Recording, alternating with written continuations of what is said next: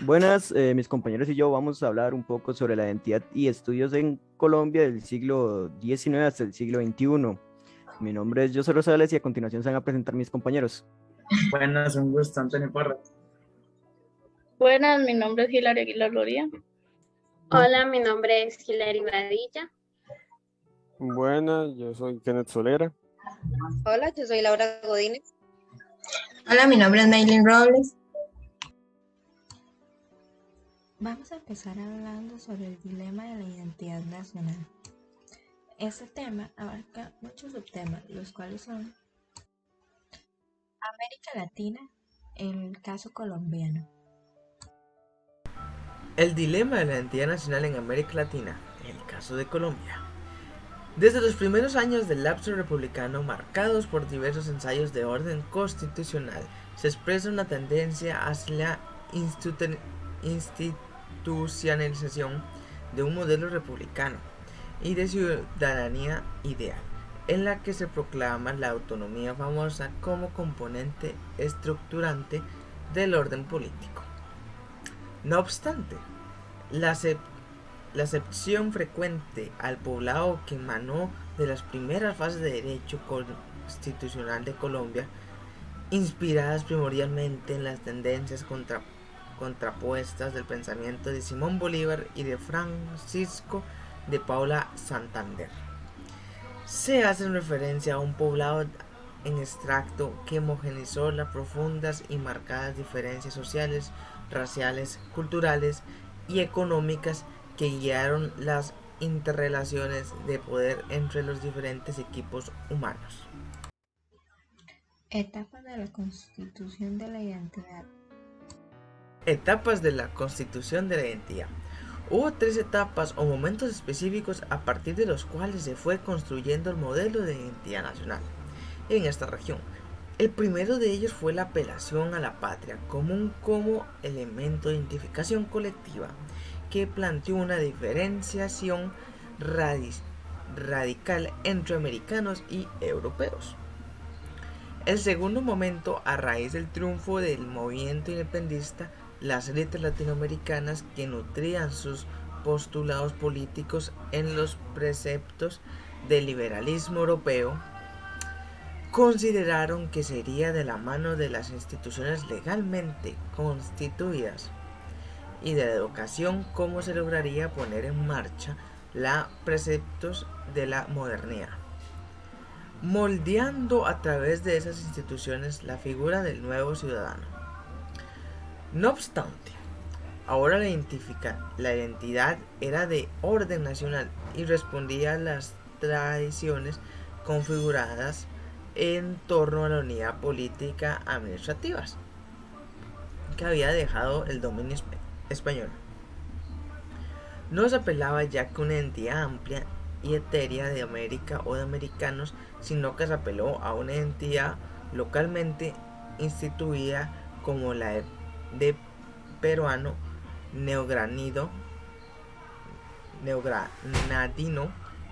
o rioplatense. Formación de la identidad nacional colombiana. Formación de la identidad nacional colombiana.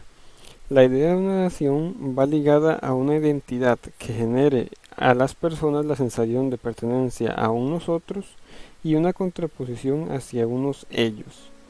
En el caso de Colombia, la identidad no era para todos, ya que aunque todos eran colombianos, los únicos que tenían presencia en el país eran los hombres criollos ilustrados. Se excluía a las mujeres, a los negros, a los mulatos y a los indígenas. Esto se conoce como una inclusión abstracta y exclusión concreta, e hizo que las minorías antes mencionadas se vivieran más en el grupo de ellos que en el de nosotros.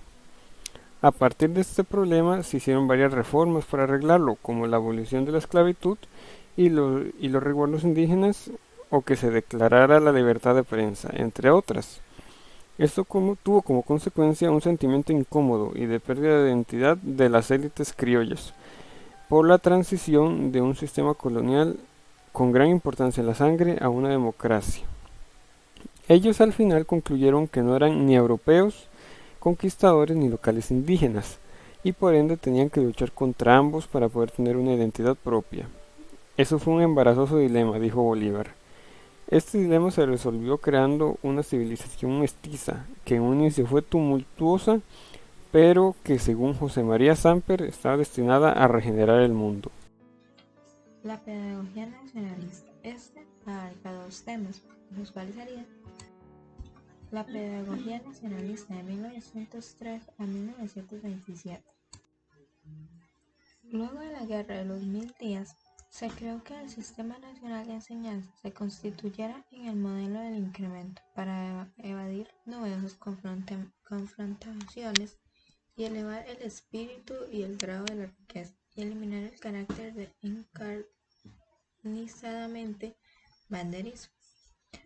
Los temas más espinosos fueron, sin lugar a duda, la independencia de educación y la instrucción forzosa y, por igual, la libertad de enseñanza del Estado en asuntos universales de la funcionalidad social, o la preponderancia del santuario sobre el Estado en la universalidad de la enseñanza.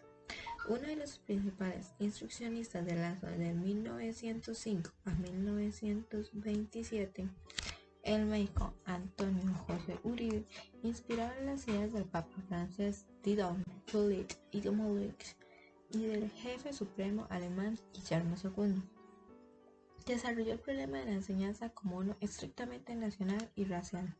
En la educación técnica vocacional se logró una necesidad apremiante para el territorio, más que nada, pues de ella se desprendiera la prosperidad y la paz nacionales. En lo cual respecta a la educación de la historia, en 1905 se decretó el primer proyecto de estudios, donde la historia surge como una materia de educación forzosa, pero también formal. Al final, en la reforma de 1922, se estipula que la educación de la historia se cursaría solamente en el segundo nivel, eso sí, con 3 horas semanales. La pedagogía nacionalista de 1927 a 1962. La pedagogía nacionalista de 1927 a 1962. Este tiempo va comprendido entre la reforma de ley que en 1927 hace la instrucción primaria una independencia obligatoria y gratuita, que consagró en 1930 la prohibición de la enseñanza de la historia. En 1948, después de la muerte de Gaitán, se intensifican fuertemente la enseñanza de la historia, hasta llegar a 1962, cuando otra vez la enseñanza de la historia vuelve al ostracismo, que denunciaron varias décadas atrás los defensores de la historia patria. Los instruccionistas creían que el monopolio de la Iglesia en la educación, el elevado número de maestros extranjeros con que contaban, más la falta de conocimientos históricos referentes a la historia patria de estos, y además los profesores aldeanos mal preparados de Colombia, habían sido las causas de tanta falta de probidad y patriotismo durante las décadas del 30 y 40. En esa misma vía normativa, los decretos referentes a la enseñanza y textos de historia derogaron o modificaron el marco legal establecido en el transcurso de 1903 a 1927, donde la Academia de Historia tenía una relativa participación en la aceptación de los programas y adopción de los textos de historia.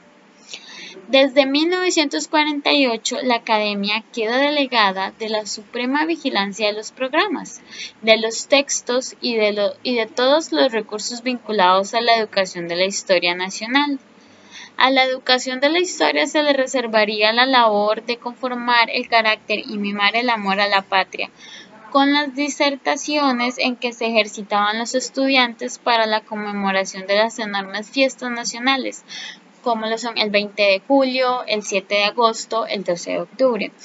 La Academia de Historia, decaída en su función docente en la década de 1970, no tuvo más remedio en su impotencia que denunciar una conspiración universal y del Ministerio de Enseñanza contra los textos y la educación de la historia.